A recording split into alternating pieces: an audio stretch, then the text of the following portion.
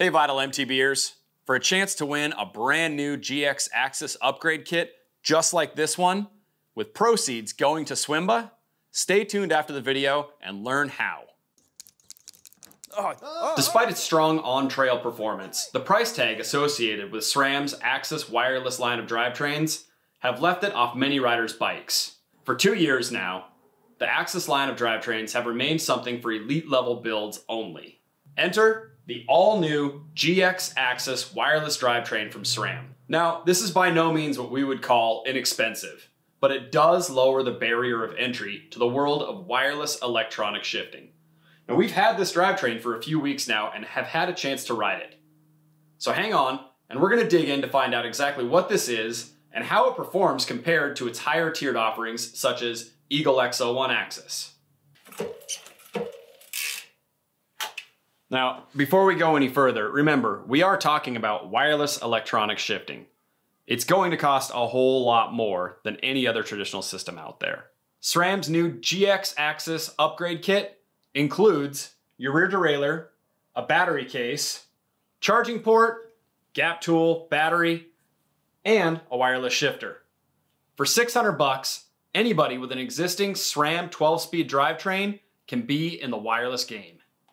At first glance, it's going to look a whole lot like the X01. The difference here is that you have a steel cage as opposed to an aluminum one, and there's a little bit of a weight penalty, but not that much. SRAM's also introduced this.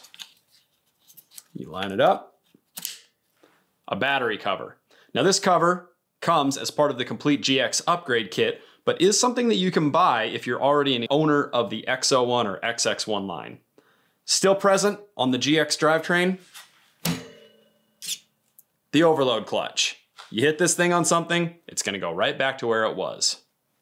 The other portion of the GX AXS system is the shifter. This is the same rocker paddle that you've seen on the original launch. SRAM has since released an updated paddle, and that can be attached here as well, but this is how it comes. So just like XX1 and X01, you can use the AXS app and set up which direction the shifts move on the paddle. You can also use this front side here to activate moving it up, which means you can either use your index or myself, I actually wound up using the back side of my thumb to shift it rather than swing it all the way up here. So just like the rest of the SRAM AXS line, it's the same battery no matter what you're using. That means if you're out on the trail and one battery dies, the other one's alive, you can swap them back and forth. Keep your ride going just like you normally would. All right. So you take my shifter. I'm gonna take your shifter, all right? I can feel my bike getting heavier. Actually we weighed it. That one's lighter, dude. Is it really? Yeah. What happens if I do this? Brutal.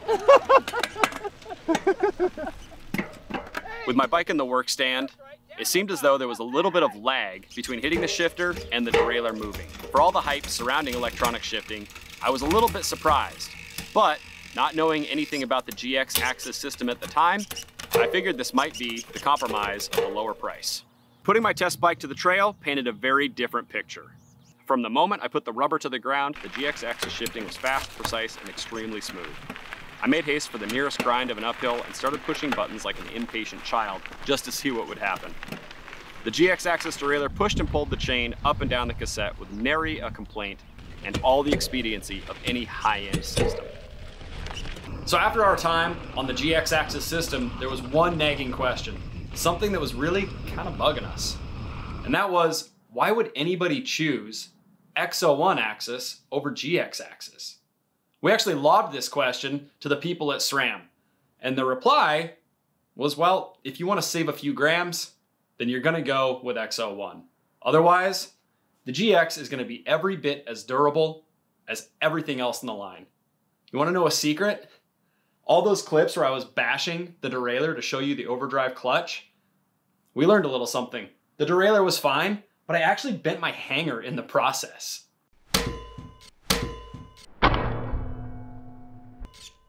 After I put on my new derailleur hanger, I I had to tweak my shifting a little bit just to make sure it was still hitting correctly. And that is where the trim function on the shifter comes into play. It's just like your barrel adjuster, but it's all electronic and in the air. So if you need to move your derailleur up and down, you press this little guy and make just tiny little adjustments for your shifting. All right, so the GX AXS worked so well that we wanted to know what's next. Well, while we had SRAM's ear, we asked him. We said, hey, is there gonna be an NX axis? They didn't really have a reply for us. You know they couldn't reply anyway, but it's worth questioning, I guess. So after riding the all-new SRAM GX AXS upgrade kit, I have to admit, the on-trail performance is every bit as good as XL1 AXS. And with a lower price point, I can't help but wonder, what could be next from SRAM? To make sure you get updated with fresh content just like this, make sure you hit like and subscribe. And until next time, go ride your bike.